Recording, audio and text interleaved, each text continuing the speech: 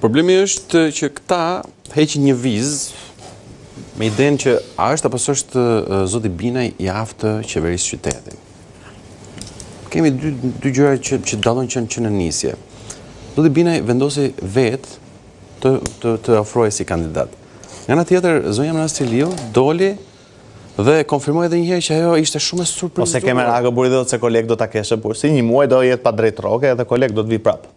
E kupton? Neve sot kemi përfaqësuesin administrativ të PD-s. Përfaqësuesin administrativ të PD-s. Besoj e kupton për çfarë do të them. Nuk e kemi as politik, as mbështetje kandidatëve. Sot PD-ja ka vendosur përfaqësuesin e saj administrativ. Administratorë kuptohet që shërben një televizion, kupton? Po.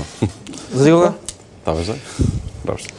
Ideja është këtu, domethënë që cili është Zoti Muharremi ju përmendi edhe mërzit që mund të keni një muaj, tha Zoti Muharremi. Ishte një batute, Zoti Muharremi. Jasme që Flori është koleg me mua këtë televizion. Në aspektin që ishte koleg, për t'ia bërë publike, për t'ia bërë me dije, le të themi, për t'ia qartësuar edhe publikut. Batutën e Zotit Muharremi. Po. Ideja është këtu, domethënë që mendoj që zgjedhja në Tiranë është shumë interesante. Interesante është nga fakti se nga njëra qëndron pushteti përballë një procesi, në një proces ku shpesh herë është përfolur dhe janë dhënë argumente qoftë duke ofruar raportit ose BOD-it para prag për zgjedhjen 11 majit, pra shumë pak ka ndryshuar nga 11 maj, që nga rasti patronazhistëve, që nga fakti që vetë ky raport na thotë që partia dhe pushteti u bën një për të ndryshuar, për të ndikuar tek vullneti qytetarëve, përfshirja e bandave kriminale ishte gjithashtu në raport dhe sigurisht që do duhet shohim dhe raportin përfundimtar. Pra se çfarë ndodh në zgjedhjet në Shqipëri ne e dimë. E vetmi gjë e këtij procesi është pse jo edhe për testuar një herë atë që nuk është testuar deri tani. Pra një presion e thashë pak më herët nga ana e qytetarëve, opinionit publik për opozitën për të ofruar një kandidat ndryshe. Një kandidat. Çfarë e favorizon zoti Binaj? Jo, opozitës do i interesoj më mirë që mos të imitoj Edi Rama, se ka imituar gjithmonë Edi Rama, po të imitojmë doktor Berishën se ndoshta do fitoj simpatizinë e demokratëve, se mund të jenë kundër demokratëve në këtë rast. Shiko, e parë se e favorizon fakti që është një kandidat i pëlqyer nga të rinjt. Pra, që me daljen e tij në garë, në skenda konfirmimit të tij, kam parë po themi një vibrim tek rinia. Pra njerëzit, si më thonë, e njohin. Është një figurë publike e cila ka shërbyer si tillë përmes humorit. Por nuk ka qenë kjo vetëm angazhimi i tij. Ka qenë edhe njëri që ka ditur të jetë përveç se një aktor, të jetë edhe një qytetar i angazhuar. Një qytetar i angazhuar në të gjitha ato çështje që kanë qenë çështje të rëndësishme, sidomos për qytetin. Pra, kemi edhe një dimension të tij, jo vetëm si artist, por edhe qytetar aktiv. E mendoj që qytetarët e Tiranës, përballë gjithë presionit që do të ushtrohet dhe ushtrohet çdo ditë dhe po ushtrohet tashmë nga patronazhistët. Mendoni se ka shanse zoti Jo, nuk është Binaj për fakt këtu ka shanse për të dhënë një mesazh. Qartë. Dhe unë mendoj që do ta japin qytetarët pastaj. Dhe që ky mesazh pastaj do duhet të dekriptohet me kujdes.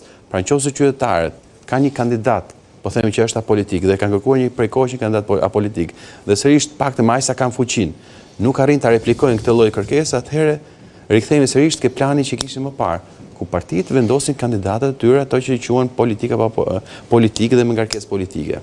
Qartë. Një nga gjërat. Praktikisht kjo që po dëgjoj tek Bledi, tek kjo analizë që bën, është një sfidë e brendshme e Partisë Demokratike për të thënë se do shtuam. Nëse do të... Ju zoti Bida, ju tremb kandidatura e zotit Binaj duke qenë se vjen nga shoqëria civile? Jo, për dy arsye.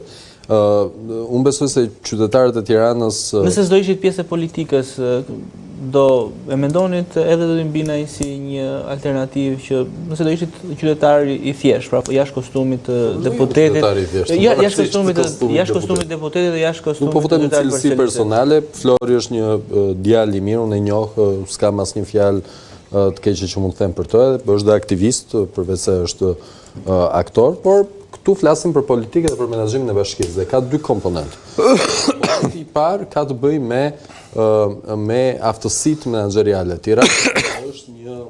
Bashkia e Tiranës është një organizëm shumë i madh. Është organizmi i dytë më i madh pas qeverisë në shtetin shqiptar.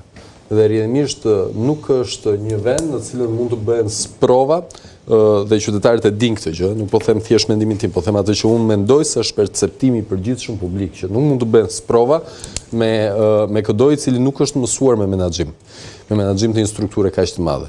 Po, në fakt Bashkisë së Kolonjës ju dha kjo mundësi që të kishte një tjetër aktor humori për të drejtuar këtë institucion. Nuk flas për aktor humori apo sepse nuk e thash as për Florin këtë gjë, s'ka pse të thuash edhe për Erionin Sain. Nuk duhet ta banalizojmë gjykimin tim. Po them që një strukturë kaq e madhe sa që është Bashkia e Tiranës ka nevojë për një menaxher të sprovuar dhe në këtë garë Partia Socialiste del me një menaxher të sprovuar.